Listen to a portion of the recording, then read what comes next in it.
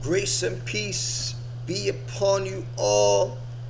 Much love, much love, much love. I'm gonna talk about rejection and how I decided to make this video or decided to talk on this about this topic. I was watching a video recently um, about a lady. She was like in some kind of internship program, and I guess the person that supervises her, he waited until the main portion of it was completed, and he decided to express his feelings to her, and she said that she was already, with someone else, already in a relationship, not interested. I believe it was a phone call or a text message, one of them. But she told him that she just wasn't feeling that way. So I guess she's waiting for his response or seeing how things will play out afterwards. So she was on a call or on a video call, a call with the guy that was doing the show, and asking the guy for another guy for his advice. So it's on YouTube. So telling her how she wanted advice, how she should respond to how she should continue to respond, and she should continue to work in that kind of environment, work under the guy, being that she told him the real deal, the truth of their feelings, and just not interested. Um, and he gave her some advice, and I saw some comment section. People were saying that you shouldn't mix, business or pleasure, and a guy doing that, this guy shouldn't be doing that. You shouldn't cross boundaries with, working for somebody, but of course there are people who have gotten into relationships with people who at their job, it's something that it's can be tricky to maneuver around. You know, a lot of things go wrong. A lot of people are not gonna mess with that because they don't want their money to be messed up in any way. They don't want to get any trouble. It can be complicated, but people have found their spouse at their job, at their workplace. But some will take the risk and some won't. Everyone's different. Some people say, "Oh, tell him if you tell him that, if you continue to, reject him, he's going to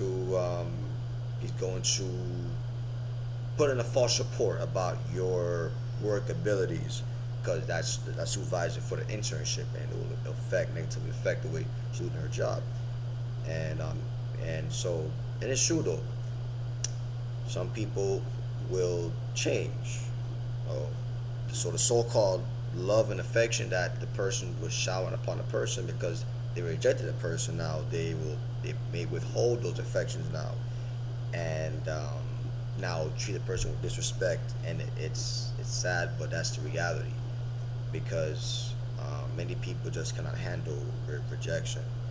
Um, you know, um, I think this is a world we're living in today that we just don't handle rejection well. I think we could do better. I've growing up, I did. There was a lot of opportunity, like for talk to girls. There was some girls in my life that, younger days, that I was afraid of rejection. So that's why I never spoke to them. I was so conscious about my performance that maybe I wouldn't really stand out to. Maybe I would say the wrong thing. Um, you know, Not do the right thing.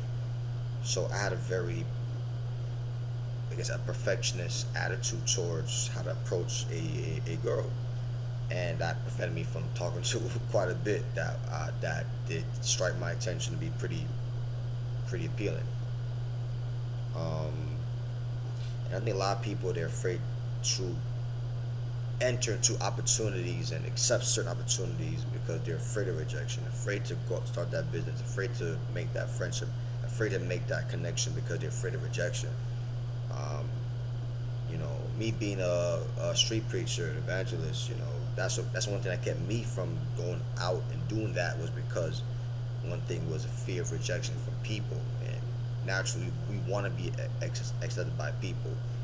You know, a lot of people, I think, are struggling. I think a lot of people have done wrong and even done crimes because they have been rejected and they didn't know how to handle it. I've heard about people who committed suicide because they found their girlfriend cheating, you know, someone didn't want them, and and I think a lot of people do commit like mass shootings, you know, and other crimes, and because they don't know how to handle rejection, or they haven't processed rejection well, so they go out and just obliterate people and kill them. Um, People who are rapists, they don't want to be rejected. They don't want to go through the procedure talking to the person and really getting to know them well, and so they just force themselves on the person. So yeah, and even recently there was someone that I was really into, really attracted to, and the person didn't really give me any time of day. You know, really, person is pretty well known. Not super popular, super famous, but well known. You know, by a lot of people. And person ended up being with somebody else now. So I was hurt. You know, I was hurt. You know, I really like this person. Wanted to talk to this person. Um, but I had to change my perspective and say, well, I wish her the best. I want to be healthy. I want her to be safe. I want her to the person that she's with to treat her well, and you know, God will provide. God will provide. Um, you know, I've been in an ex relationship with somebody that's just you know, it didn't work out, and often she would, you know, rejection, you know, romantic wise, stuff like that, and it's rejecting me as my who I am as a man, my purpose, my contribution. You know, the rejection has come all sorts of different ways. You know, romantically, you know, financially, you as a person, your friendship, your what you want to bring to the table. Different things can cause someone to reject you. So, but we got to learn how to process rejection better.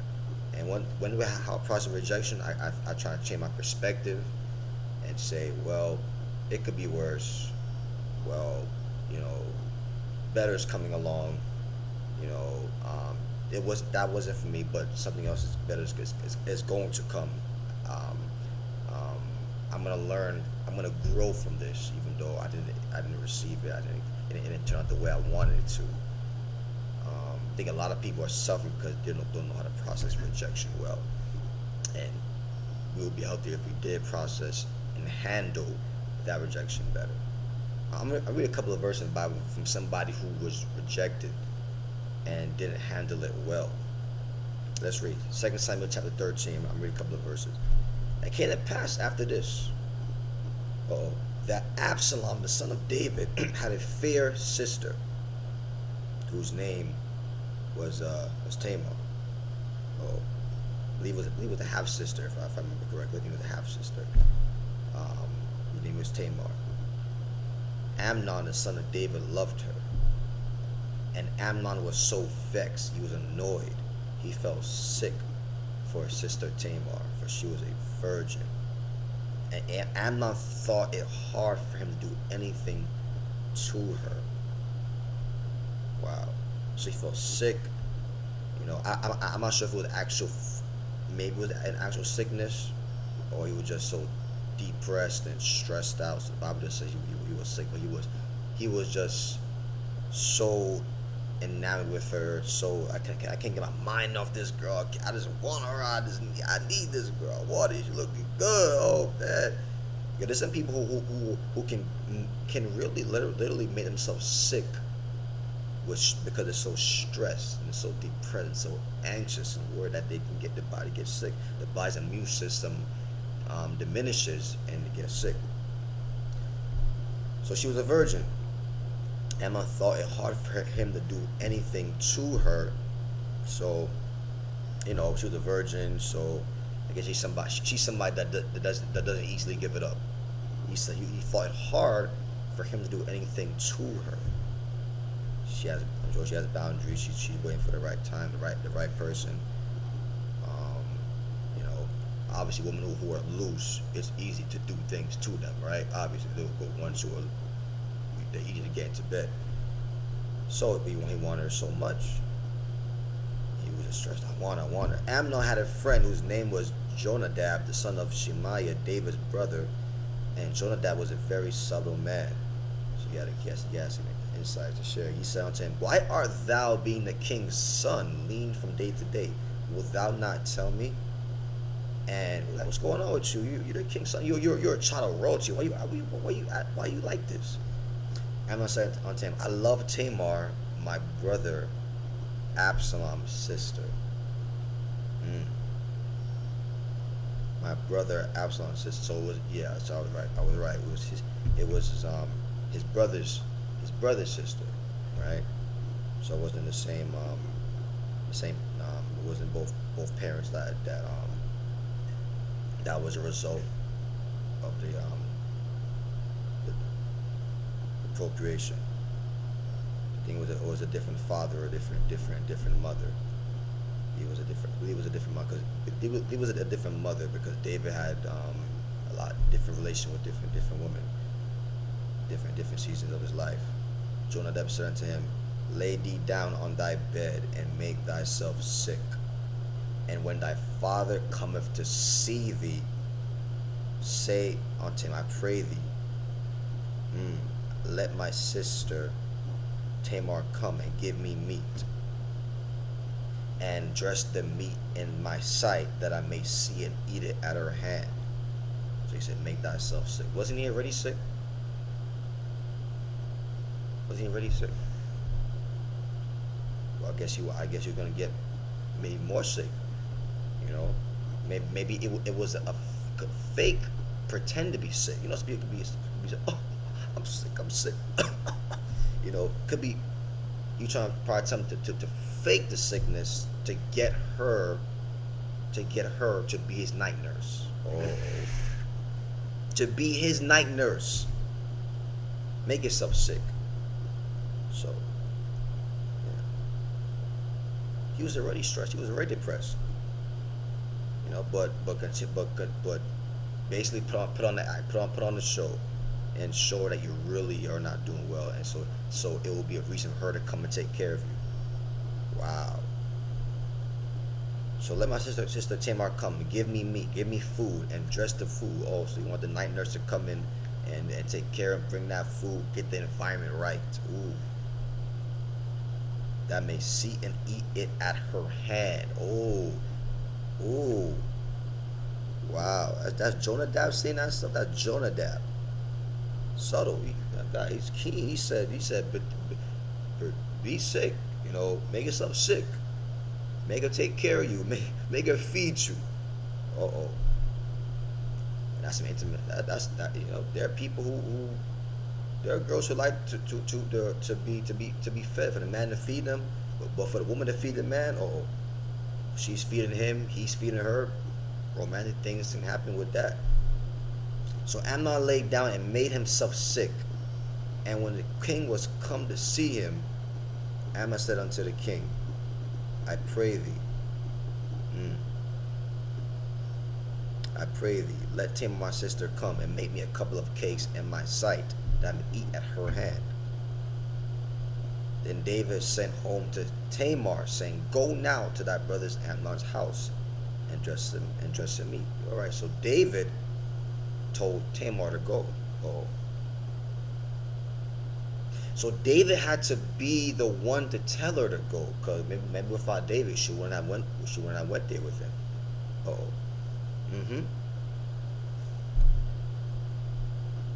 There are times in life where a girl cannot get somebody, but they interact with someone that they know. To get with the person. So Tamar went to her brother Amnon's house, and he was laid down. And she took flour and kneaded it, made them cakes in his side, maybe, I don't know, some dumplings, and did bake the cakes. She took a pan, poured them out before him. Oh, but he refused to eat. And Amnon said, "Have out all men from me." Oh, wow. Amnon said, "Get these guys out of here." Amnon said, "Amnon said, I ain't trying. I don't want to eat." He hungry for something else. Amnon's hungry for something else. Amnon got an appetite for something else. He said, "I don't want to eat that." He said, "Get all. I get the other people in the house. Other people's in the house or in the environment." Must have been a pretty big place with different people around.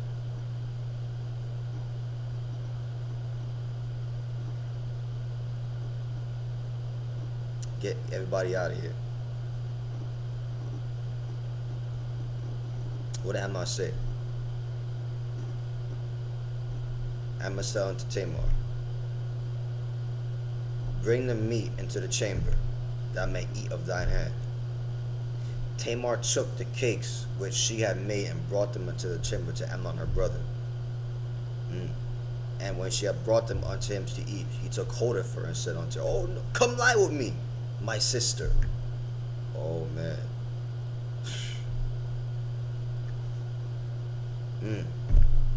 So he got everybody else out of there. Because he knew if they were there, if people were there, when he tried to force her, they would have stopped him, obviously, right? He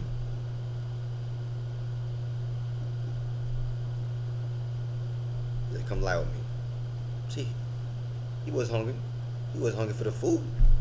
He wanted something else. "Come lie with me, my sister." And she answered him, "Nay, my brother, do not force me. What are you doing? For no such thing ought to be done in Israel. Do not thou this folly. Don't do this. Don't. Why are you forcing? Why you force yourself onto me? You shouldn't be doing this. And I, whither shall I cause my shame to go? And as for thee, thou shalt be as one of the fools in Israel. Now therefore I pray thee, speak unto the king, for he will not withhold me from thee."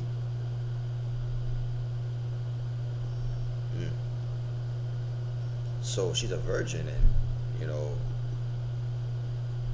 I'm not trying to do my virginity this way. Oh no, this shouldn't be happening. Howbeit he would not hearken unto her voice, but being stronger than she, forced her and lay with her. How much time people try to talk to us and tell us not to do certain things if we don't hearken to the voice of the Lord, and we don't hearken to the voice of the Lord. Guess why? Why? Because we want to do our own thing. We want to do our own. We want to do our own way. Our fleshly passions is overclouding reason and judgment, proper sound judgment, and that's what's happening. This guy was so full of sexual lust, and he wouldn't allow her cries to reach him. Selfishness, just concerned by his own pleasure, his own gratification. I said what I want. I don't care about what I want you. You don't want me. I don't care. I want you. Well, you were stronger than her. What happened next? Final 3 verses. Then Amnon hated her exceedingly, so that the hatred wherewith he hated her was greater than the love wherewith he had loved her. Where did all the love go? No, it's gone. Amnon said to her, "Arise, be gone, get out of here," because she don't want him. She rejected him.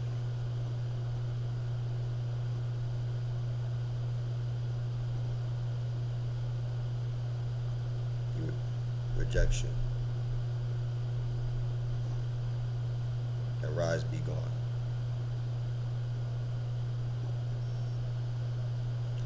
It's sad.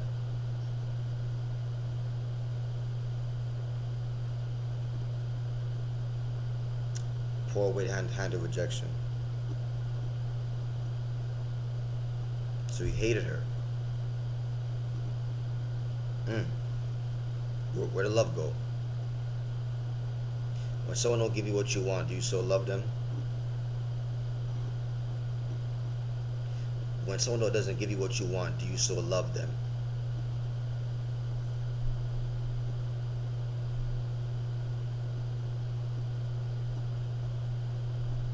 So he gave it. So she gave it. He got the sex, and then he just, and that was it. That was it. Get out of here. She didn't want him.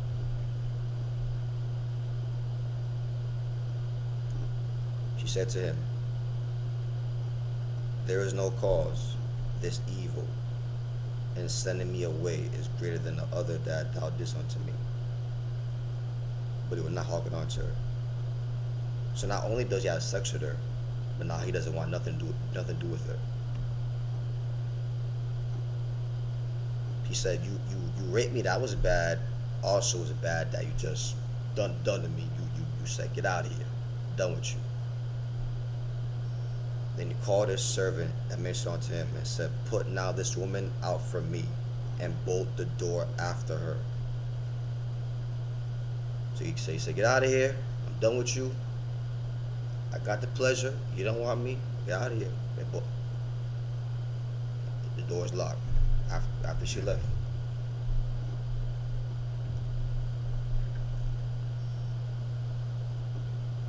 Sometimes people think they love. Sometimes people say I'm a loving person, but when somebody rejects you, doesn't like you, looks different from you, talk different from you, do you still love the person after that? Do you still love? Amnon didn't handle rejection well.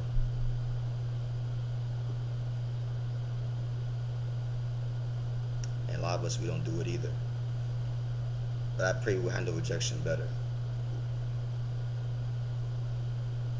And think more about the benefit of the other person, and not as our benefit. Father, help us to handle rejection better, to pray, to be at peace, to be gentle, to be meek, to be humble, to process it,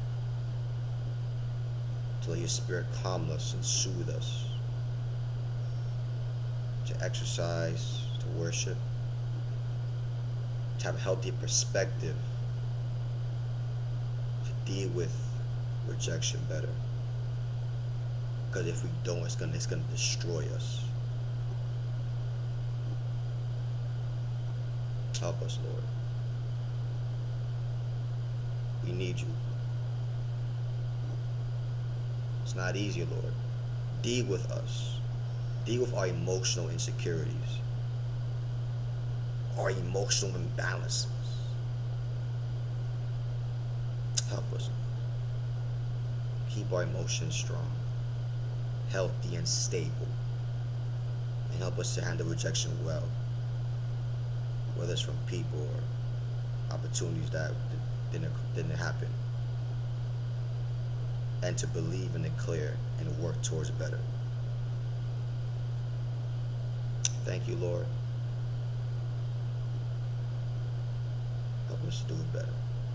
In Jesus' name, amen. All right. Gotta go.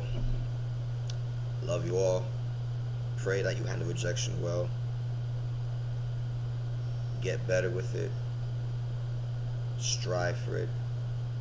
Deal with that rejection. Deal with it. Get healed and get better.